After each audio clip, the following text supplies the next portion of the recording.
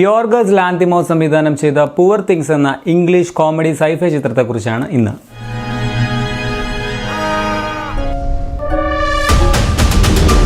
ഇത് ജീവിതം തന്നെ പരീക്ഷണമാക്കിയ പരീക്ഷിച്ച് ജീവിതം പഠിച്ച ബെല്ല ബ്ലാക്സ്റ്റർ എന്ന യുവതിയുടെ കഥയാണ്. കാരണം അവളുടെ ജന്മം തന്നെ വലിയൊരു എക്സ്പെരിമെന്റ് ആയിരുന്നു. ബെല്ലയുടെ തലച്ചോറിന്റെ വളർച്ച പോലെയാണ് ഈ സിനിമയുടെ പോക്കുമെന്ന് പറയാം. ഒരു കൊച്ചുകുട്ടിയുടെ മനസ്സുള്ളപ്പോൾ ഒന്നും വ്യക്തമാകാത്തതുപോലെ ബ്ലാക്ക് ആൻഡ് വൈറ്റ് കാഴ്ചകളിൽ നിന്നും അവൾക്ക് പക്വത ഉണ്ടാകുന്നതിനനുസരിച്ച് സിനിമ കടുത്ത കളറിലേക്ക് മാറുന്നത് കാണാം. എല്ലാ മനുഷ്യരും ഫ്രീ വില്ലാണ്. ആർക്കും ഒരു പ്രിസണർ ആവാനുള്ള താല്പര്യമൊന്നുമില്ല. അതാണ് ഈ സിനിമയുടെ എസെൻസ് അല്ലെങ്കിൽ അന്തസത്ത എന്ന് വേണമെങ്കിൽ പറയാം. വളരെ യൂണിക് ആയിട്ടുള്ള ഒരു കോൺസെപ്റ്റ് ആണ് ഈ സിനിമ പറഞ്ഞതും. അത് തന്നെയാണ് ഇതിന്റെ ഏറ്റവും വലിയ പോസിറ്റീവ്. മേക്കിംഗ് കൊണ്ട്, പെർഫോമൻസ് കൊണ്ട്, കളറിംഗ് കൊണ്ടൊക്കെ കുറച്ച് ക്രേസി ആയിട്ടുള്ള ഒരു സിനിമയാണിത്. അതുകൊണ്ട് തന്നെ ഇത് എല്ലാവർക്കും വർക്ക് ആവുകയും ഇല്ല. വർക്ക് ആയാൽ ഗംഭീരമായിട്ട് വർക്ക് ആവുകയും ചെയ്യും. പേഴ്സണലി എനിക്ക് നന്നായിട്ട് വർക്കായ ഒരു പടമാണ്. അതുകൊണ്ട് തന്നെ ഞാൻ ഷുവറായിട്ട് പറയുകയാണ്. കുറെ ആളുകൾ ഇങ്ങനെ കമന്റ് ഇടാറുണ്ട്, ഞാൻ പറഞ്ഞ അല്ലെങ്കിൽ ഞാൻ റെക്കമെൻഡ് ചെയ്ത ആ പടം ബോറിംഗ് ആയിരുന്നു, ഈ പടം ബോറിംഗ് ആയിരുന്നു എന്നൊക്കെ.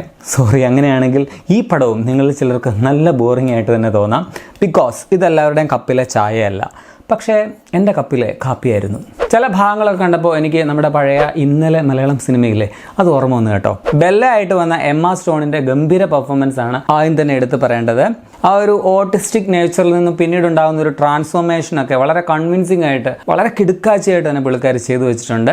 ഓസ്കാർ നോമിനേഷൻ ലഭിച്ചതിൽ അത്ഭുതമൊന്നും തന്നെ പറയാനില്ല. മൊത്തം 11 ഓസ്കാർ നോമിനേഷനുകളാണ് ഈ പടത്തിന് ലഭിച്ചത്. മികച്ച ചിത്രം, സംവിധായകൻ, നടി, സഹനടൻ, ബെസ്റ്റ് അഡോപ്റ്റഡ് സ്ക്രീൻ പ്ലേ, പശ്ചാത്തല സംഗീതം, പ്രൊഡക്ഷൻ ഡിസൈൻ, ഛായാഗ്രഹണം, അതുപോലെ മേക്കപ്പ്, കോസ്റ്റ്യൂം, എഡിറ്റിംഗ്, അങ്ങനെ 11 എണ്ണമാണ്. അവാർഡ് കിട്ടിയാലും ഇല്ലെങ്കിലും ഈ ഓരോ ഡിപ്പാർട്ട്മെന്റും പടത്തിന്റെ കിടിലൻ തന്നെയാണെന്ന് പറയാം. ഇതിന്റെ പ്രൊഡക്ഷൻ ഡിസൈൻ ആണ് എനിക്ക് ആദ്യം തന്നെ എടുത്തു പറയാനുള്ളത്. സെറ്റുകളൊക്കെ ഗംഭീരമാണ്. ആ ഒരു കപ്പലിന്റെ സെറ്റൊക്കെ അവിശ്വസനീയമാണെന്ന് തന്നെ പറയാം. ഡോക്ടർ ഗോഡ്സൺ ആയിട്ട് വന്ന വില്യം ഡെഫോയുടെ പെർഫോമൻസും പുള്ളിയുടെ മേക്കപ്പും എടുത്ത് തന്നെ പറയണം. ആ ഫേസ് ഒക്കെ ഭയങ്കര റിയലിസ്റ്റിക് ആയിട്ട് തന്നെ ചെയ്തു വെച്ചിട്ടുണ്ടായിരുന്നു. ഡങ്കൻ ആയിട്ട് വന്ന മാർക്ക് റഫാലോയും കിടിലൻ പെർഫോമൻസ് തന്നെയായിരുന്നു. അതുപോലെ റാമി യൂസഫിന്റെ മാക്സ് എന്ന കഥാപാത്രം എനിക്ക് പേഴ്സണലായിട്ട് ഭയങ്കരമായിട്ട് ഇഷ്ടപ്പെട്ട ഒരു ക്യാരക്ടറാണ് ഈ പടത്തിലേത്. സർപ്രൈസ് ആയിട്ട് വന്ന ക്രിസ്റ്റഫർ അബോട്ടിന്റെ ആൽഫി എന്ന കഥാപാത്രത്തെ എടുത്തു പറയാതെ വയ്യ. ആ ഒരു ക്യാരക്ടറാണ് വളരെ സാറ്റിസ്ഫൈങ് ആയിട്ടുള്ള ഒരു ക്ലൈമാക്സ് ഈ പടത്തിന് തരാൻ തന്നെ കാരണമാകുന്നത്. ക്ലൈമാക്സ് അല്ലെങ്കിൽ എൻഡിങ് കണ്ടപ്പോഴാണ് ഈ പടം എങ്ങനെ കോമഡി കാറ്റഗറിയിൽ വരുന്നു എന്നത് കൃത്യമായിട്ട് മനസ്സിലായത്. അത് ഓർത്ത് ഞാൻ കുറച്ചു നേരം ചിരിച്ചു പോയായിരുന്നു കേട്ടോ. സോറി, സ്പോയിലർ പറഞ്ഞു എന്നും പറഞ്ഞ് കുറച്ച് പേര് വന്ന് കരയാൻ പോകുന്നുണ്ട്. ഞാൻ സ്പോയിലർ എല്ലാം പറഞ്ഞോ?